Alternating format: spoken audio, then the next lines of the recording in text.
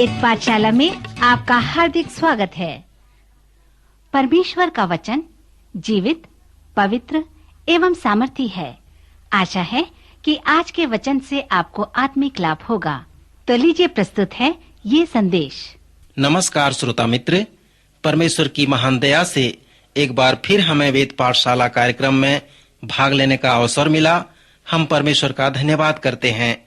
हमें आशा है कि आप कुशल होंगे और परमेश्वर के जीवित वचन का लाभ प्राप्त कर रहे होंगे। श्रोता, आज के बाइबल अध्ययन के लिए आप अपने बाइबल से निकाल लें उत्पत्ति का 2 अध्याय, जहां पर हमने देखना प्रारंभ किया था कि परमेश्वर का वचन विवाह और परिवार के विषय में क्या कहता है। हमने अपने पिछले अध्ययन में ये भी सीखा था कि परमेश्वर ने 2 लोगों को लेकर उन्हें साथी बनाया ताकि वो पालक बन सकें और अन्य लोगों को उत्पन्न करके उन्हें भी साथी और पालक बना सकें।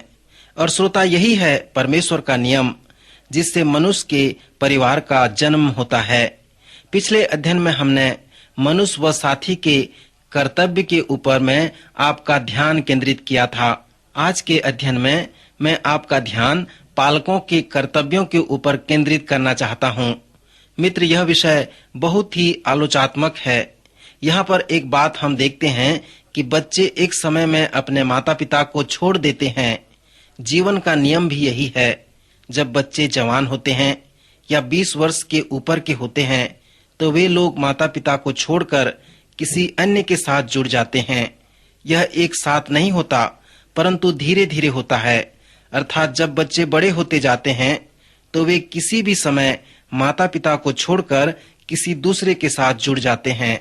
मैं सोचता हूँ कि यहाँ पर जो महान चुनौती है वो इस प्रकार है कि एक दिन आपका बच्चा पैदा होता है, वो आपके गोद में खेलता है, पलता है, बढ़ता है, परंतु आपको ध्यान करने योग्य बात यह है कि एक दिन वह बच्चा बड़ा होता है, सड़कों पर चलता है, स्कूल एवं कॉलेज जाता है और एक दिन यह कहने लगता है कि मैं जो चाहूं वो कर सकता हूं।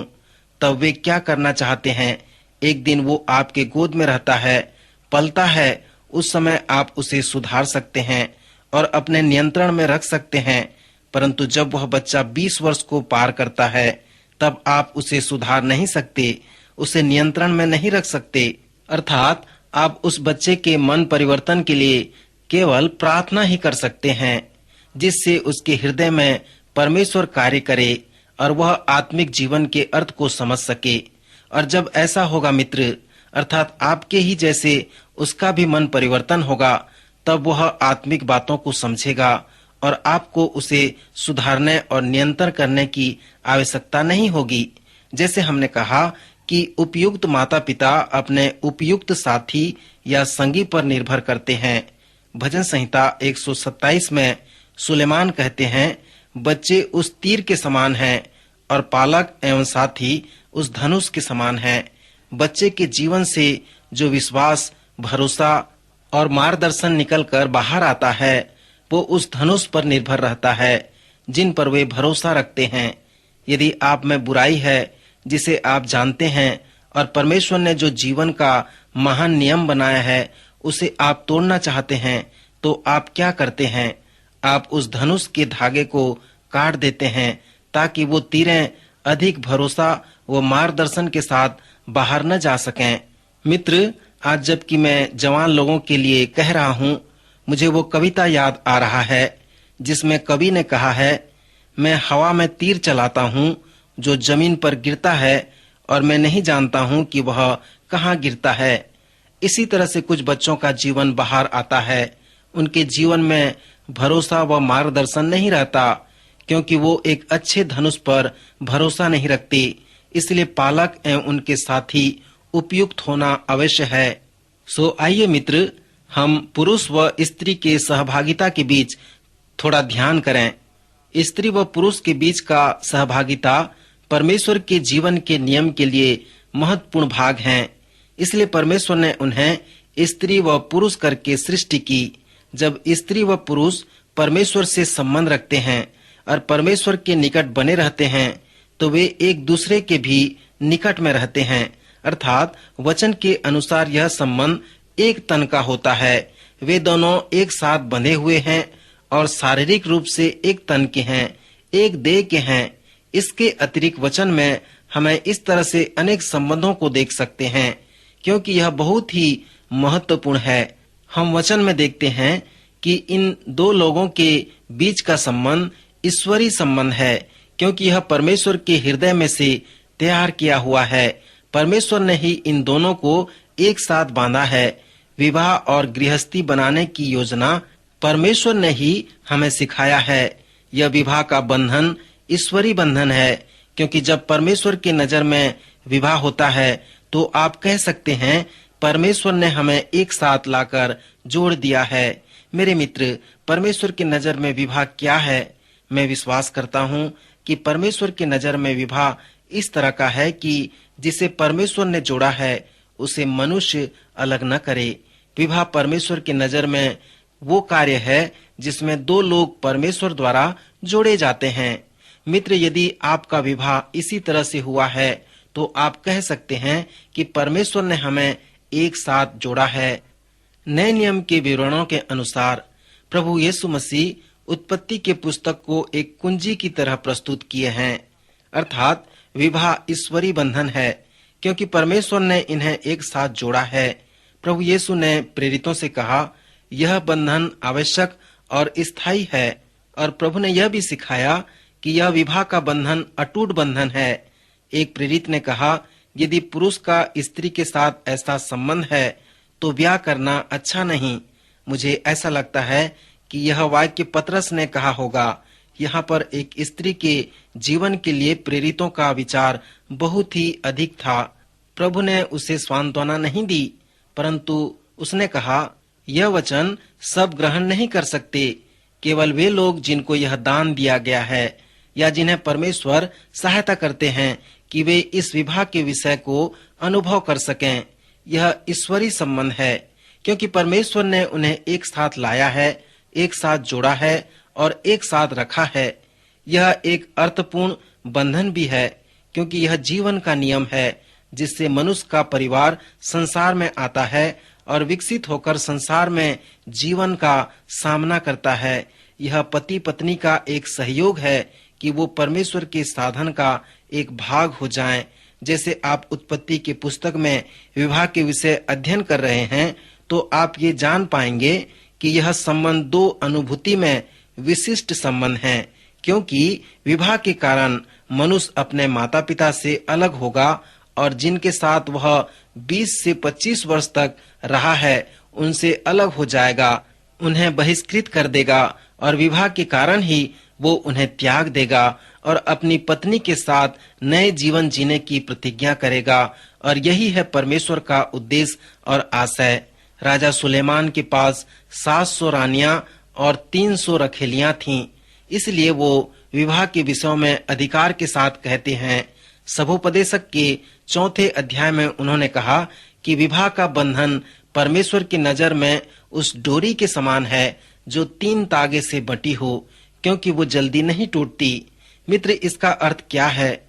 दो लोग का बंधन अलग अलग हो सकता है, इसलिए तीसरे व्यक्ति की आवश्यकता है। सर्वप्रथम स्त्री व पुरुष को आत्मा में एक होना है, मन में एक होना है। परमेश्वर ने उन्हें शारीरिकता में एक किया है ताकि वे उस संबंध का आनंद लें।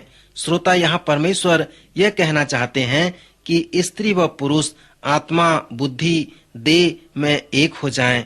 पशुओं के पास ये शारीरिक अनुभव होते हैं, परंतु वे आत्मा व ज्ञान में एक नहीं होते। मित्र, ये तो केवल पशु है, परंतु कभी कभी जब मैं स्त्री व पुरुषों का परामर्श करता हूँ, उन्हें सलाह देता हूँ, तो वे कहते हैं कि हमारा शारीरिक संबंध पशु के जैसा है, और इसका कारण यह है कि उनकी सहभागिता आत्मा के साथ नहीं होती और वो उस संबंध के गहराइयों को नहीं जानते। यह सचमुच में पशुओं के जैसा ही भौतिक बात है। परमेश्वर पिता ऐसा नहीं चाहते और न ही उनका अभिप्राय ऐसा होता है। परमेश्वर चाहते हैं कि हम उन 3 तागे से बटी हुई डोरी के जैसे हों जो जल्दी नहीं टूटती। उनका अभिप्राय ये भी है कि हम आत्मा और मन में एक हों और हमारा शारीरिक मेल मिलाप भी सही हो और यदि ये तीनों बातें हमारे जीवन में सही हैं, तब हमारा जीवन भी उस 3 तागे से बटी हुई डोरी के समान है जो जल्दी नहीं टूटती। इस जीवन के नियम के विषय में अंतिम बात हम उत्पत्ति के ही पुस्तक से देख सकते हैं। पवित्र शास्त्र के अनुसार परमेश्वर की सहायता के बिना आप एक उपयुक्त पालक नहीं बन सकते। भजन संहिता 127 कहता है, यदि घर को यहोवा न बनाए तो उसके बनाने वाले का परिश्रम व्यर्थ होता है। यदि नगर की रक्षा यहोवा न करे तो रखवाले का जागना व्यर्थ होता है। तुम जो सवेरे उठते और देर करके विश्राम करते और दुख भरी रोटी खाते हो, यह सब तुम्हारे लिए व्यर्थ ही है, क्योंकि वह अपने प्रियों को यूं ही नींद दान करता है। सुलेमान कहता है, परमेश्वर अपने प्रियों को सामर्थ देता है कि वो उपयुक्त पालक बन सकें। सो मित्र, एक उपयुक्त माता पिता बनने के लिए परमेश्वर की सहायता की आवश्यकता है। प्रभु ने भी विवाह के विषय में कहा कि जब तक परमेश्वर सहायता न करे, कोई भी इसे ग्रहण नहीं कर सकता। परमेश्वर ने जो आपके विवाह के लिए उपाय किया है, उसे आप तक अनुभव नहीं कर सकते जब तक आप परमेश्वर से सहायता न पालें। पुराने व नए नियम का एक मुख्य संदेश है, वो ये है कि परमेश्वर की सहायता के बिना आप एक उपयुक्त पालक नहीं बन सकते। प्रभु यीशु मसीह ने यूहन्ना के 3 अध्याय में कहा, मनुष्य केवल मनुष्य जीवन को पैदा करता है, परंतु पवित्र आत्मा स्वर्ग से नया जन्म देता है। मित्र, इस नए जन्म के विषय में आप आश्चर्य न करें, यह बाइबल का एक महान संदेश है। कैसे परमेश्वर ने मनुष्य और परमेश्वर का मेल मिलाप कराया, कैसे परमेश्वर ने सृष्टि के कार्य को किया, उसने इसे नए जन्म के द्वारा किया है। इसलिए पुराना नियम कहता है कि यीशु आने वाला है और नया नियम कहता है यीशु आ गया है।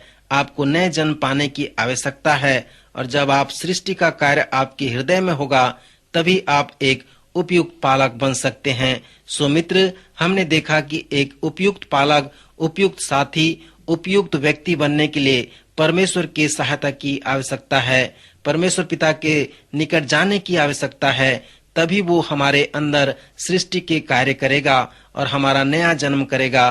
प्रभु आज के वचन के द्वारा आपकी सहायता करे और आपको आशीष दे।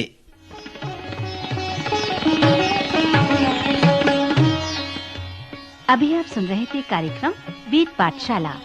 श्रोता, हमें विश्वास है कि इस कार्यक्रम के द्वारा आपको आशीष मिली है। यदि इस कार्यक्रम के विषय में अधिक जानकारी प्राप्त करना चाहते हैं या बाइबल अध्ययन से संबंधित कोई प्रश्न हमसे पूछना चाहते हैं, तो आप हमें इस पते पर लिखें। हमारा पता है कार्यक्रम Ved Pathshala, Vishwavani, post box number 731, Faridabad 7, Haryana. पता एक बार फिर से सुन लीजिए। कार्यक्रम Ved Pathshala, Vishwavani, post box number 731, Faridabad 7, Haryana. तो इसी के साथ आज के कार्यक्रम का समय यहीं पर समाप्त होता है। अगले कार्यक्रम में आपसे फिर भेंट होगी। तब तक के लिए हमें आज्ञा दीजिए। नमस्कार।